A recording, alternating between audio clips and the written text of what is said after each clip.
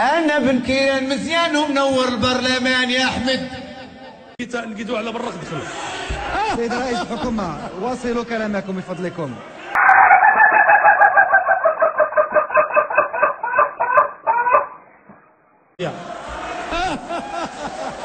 نجيك ولكن